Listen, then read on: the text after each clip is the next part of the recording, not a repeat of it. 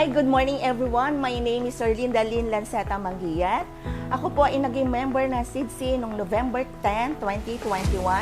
Ako po ay isang licensed broker, business owner, and at the same time, ako po ay nagbi-build and sell, buy and sell, and meron po kaming property leasing, commercial leasing dito sa may Barangay Batino, Calamba, Laguna, which is ang aming pong company is Calamba Expressive Properties Corporation, na naging partner ni SIDSI noong 2021.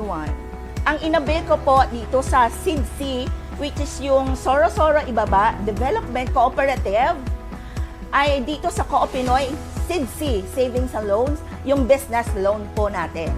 Napakalaking bagay po ang naitulong ng SIDSI sa aking negosyo. Bakit?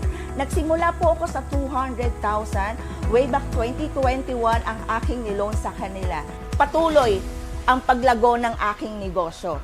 And right now, nasa millions na po yung aking pong nagagamit dito po sa ating pong business loan. At ang kagandahan po dito, meron kang dividendo na makukuha dito sa SIDSI. Sa katunayan, malaki na po yung dividendo ko. Pero hindi ko po kinukuha yon. Savings ko po yon para po sa future ng aking mga anak. Bilang solo parent, dapat pinaplano natin, dapat ginagalingan natin ang pagpaplano sa ating buhay, sa ating negosyo, sa ating pamilya.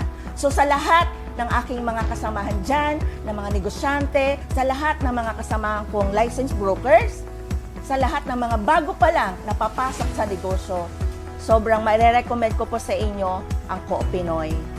Napakahalaga ng kanilang pakikipagrelasyon sa kanilang mga kliyente. Kayo po mismo ang makakapagpatunay pag kayo po ang nag-avail sa serbisyo ng Co-Pinoy. Kaya maging miyembro ng SIDSI dahil sa Co-Pinoy, SIDSI Savings and Loans, magaan ang buhay.